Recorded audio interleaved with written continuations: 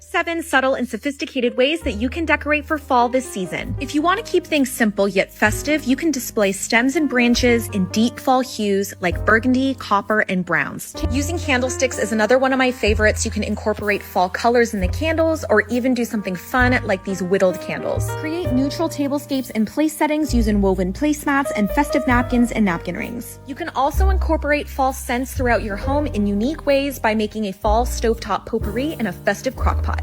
And lastly, you can give a subtle nod to a seasonal holiday in a really unexpected way. I absolutely love these skeleton cocktail and wine glasses.